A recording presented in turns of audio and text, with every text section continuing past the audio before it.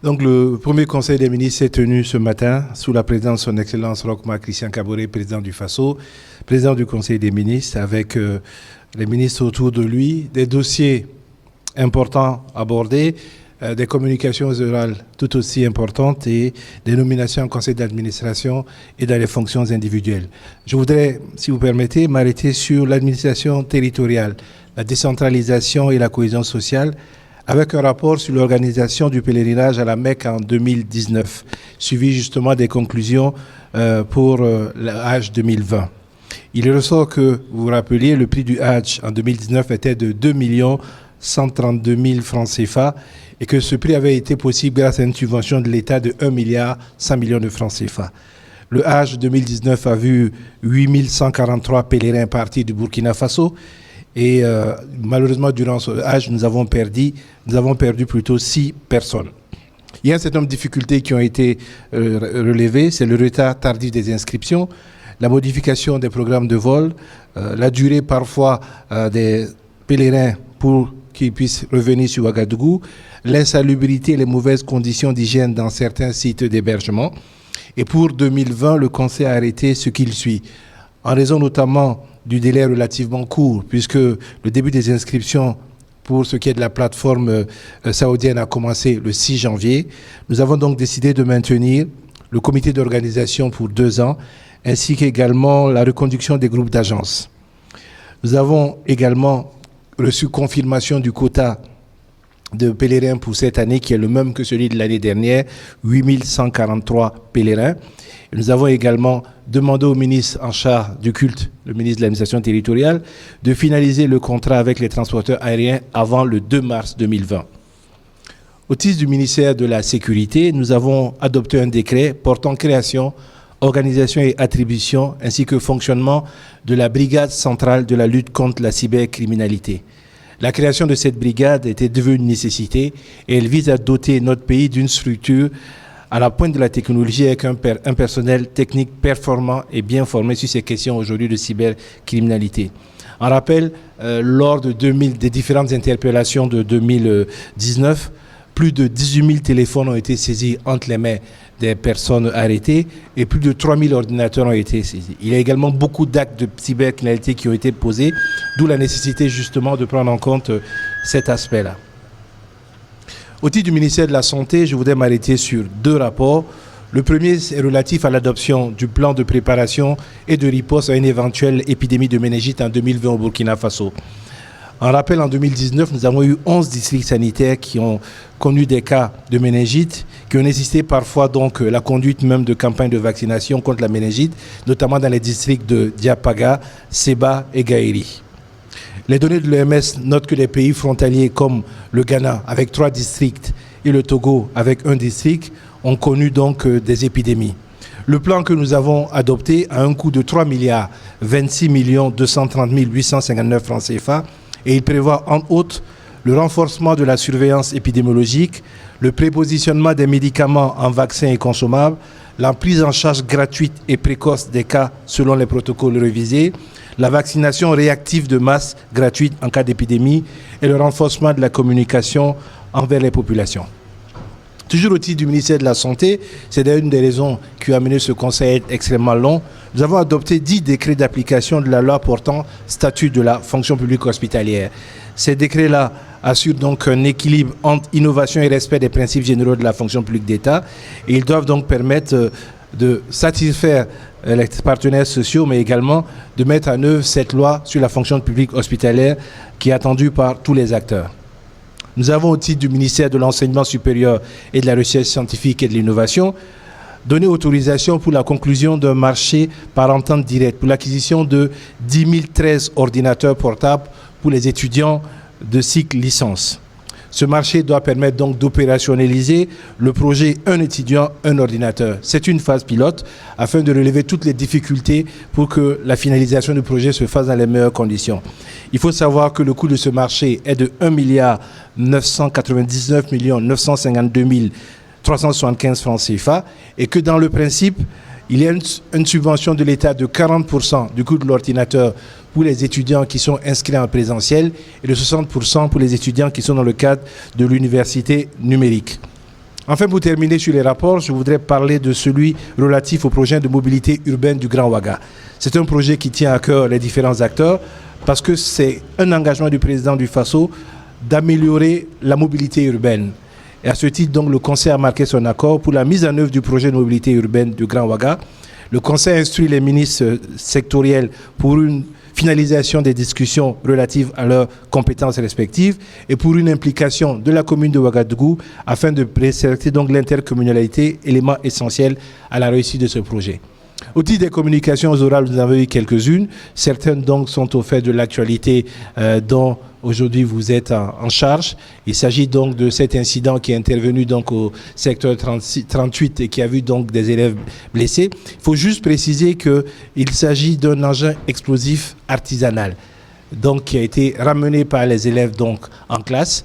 Et c'est l'occasion de rappeler donc aux acteurs que dans la situation où nous sommes, la nécessité de circonscrire l'information est très importante, tant au niveau donc de la communication, qu'elle soit faite donc par les réseaux sociaux, que dans notre communication au quotidien des événements, parce que ce qu'on a pu observer aujourd'hui est quand même symptomatique d'une psychose qui s'est installée et sur laquelle chacun d'entre nous doit être des éléments d'acteurs pour empêcher cette situation.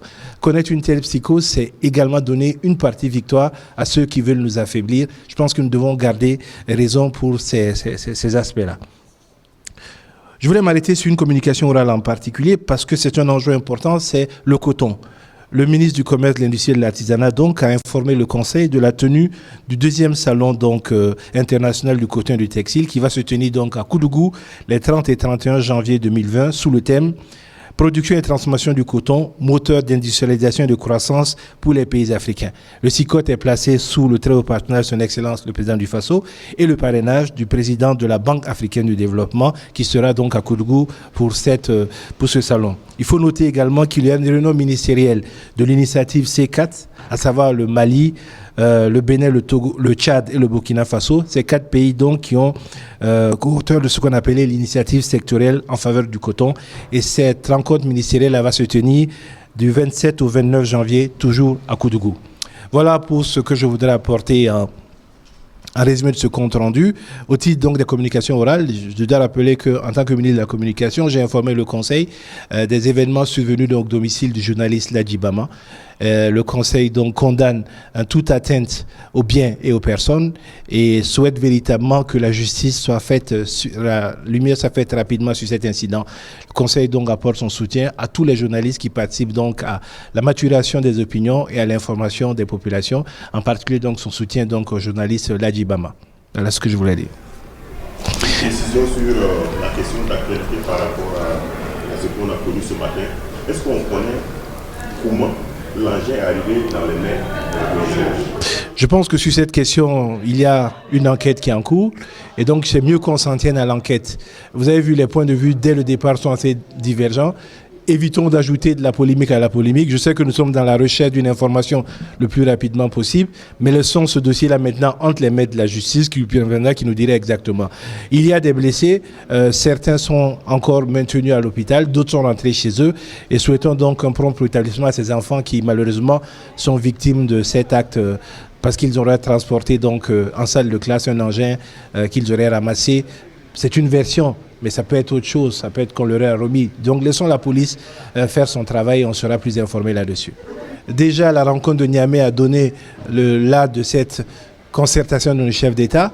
Il y a 24 heures à Ouagadougou, les ministres des Affaires étrangères étaient présents. Je pense que les États du G5 vont en position, je ne dirais pas serrée, mais avec une idée commune de ce qui doit être le fonctionnement de notre défense dans cet espace-là. Maintenant, laissons aux présidents de nos pays respectifs la primeur de parler de ces aspects-là à l'occasion donc de ce rendez-vous-là. Je pense que c'est vrai que si on s'entendait à un décret qui allait fixer les éléments, on peut dire qu'on est resté sur nos attentes. Mais si vous regardez au quotidien de l'administration, il y a beaucoup de choses qui ont été faites.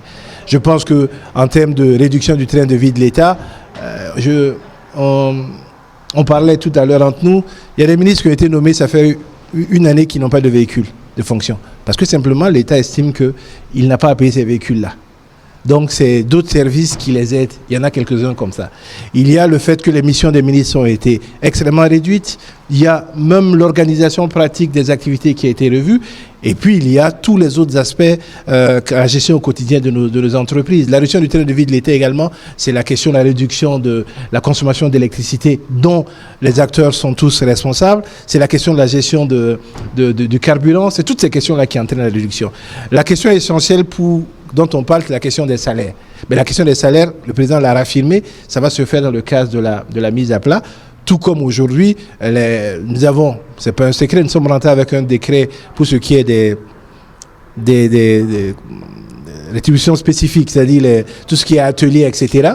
Et depuis, nous travaillons dessus afin de ne pas léser les acteurs, parce que comme dit le ministre en charge du tourisme, et si vous dites que personne n'ira à Koudou faire les séminaires, ça va être compliqué. Comment on redéfinit cette situation-là pour à la fois protéger l'espace économique qui en a besoin, mais pour également ramener à une juste portion ces dépenses-là. Donc je pense que en tant que journaliste, si vous regardez, vous fouillez, il y a énormément de mesures qui ont été prises sur ces aspects-là. Maintenant, il reste une question importante que tout le monde attend, c'était la question des salaires. Bon, mais forcément, ça va venir avec la question de la mise à plat qui a été encore rappelée par le chef de l'État lors de son discours à l'occasion donc de la fin de l'année. Monsieur le ministre, un mot sur la grève des transporteurs. Je pense que les acteurs vont trouver des solutions. Je crois que les transporteurs routiers ont posé un certain nombre d'éléments sur lesquels ils travaillent. Le ministre en charge des Transports, M. David Goul, nous a informé de la situation et il a reçu instruction donc du Premier ministre de continuer les discussions et de veiller à ce que l'on puisse lever avant terme donc cette grève-là. Mais il est important de travailler à trouver une solution à cette question qui est récurrente et qui intervient de façon un peu sporadique pour perturber un peu le bon déroulement des activités et de la vie de la nation. Monsieur, moi j'ai deux questions. Oui. Oui. Mais Ladji Bama a donné le résumé de ce qu'il connaît, donc moi je ne peux pas être plus que ça. Je sais que la police a été saisie et la police nous dirait exactement ce qui s'est passé.